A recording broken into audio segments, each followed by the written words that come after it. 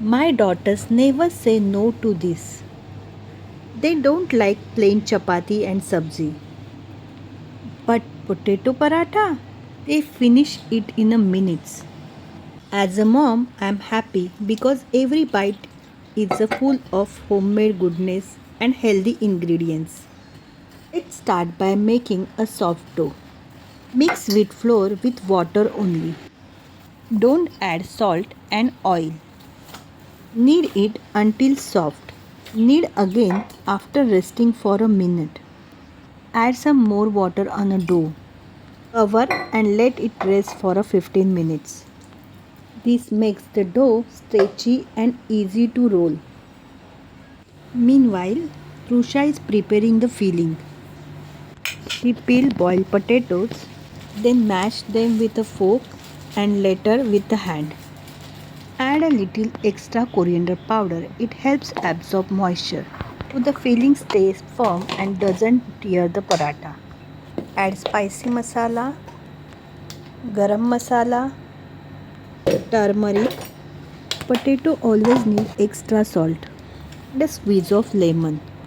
Add ginger garlic paste, coriander. If you have a dry mango powder, you can use that instead of lemon. Mix everything well. After 15 minutes, check the dough. It should be soft and stretchy. Now add oil and knead it again until the oil is fully absorbed. Now cover it and rest it for another 10 minutes. Now let's make the paratha. Roll one chapati.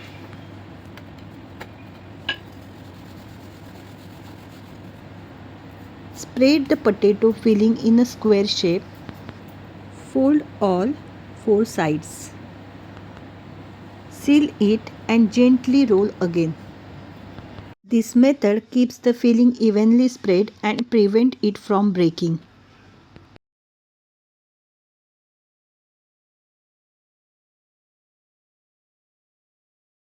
Now time to cook. Heat the tawa well. Place the paratha on it. When bubbles appear, flip it once. Toast both sides first, then add oil or ghee. This gives you an evenly cooked, crispy golden paratha.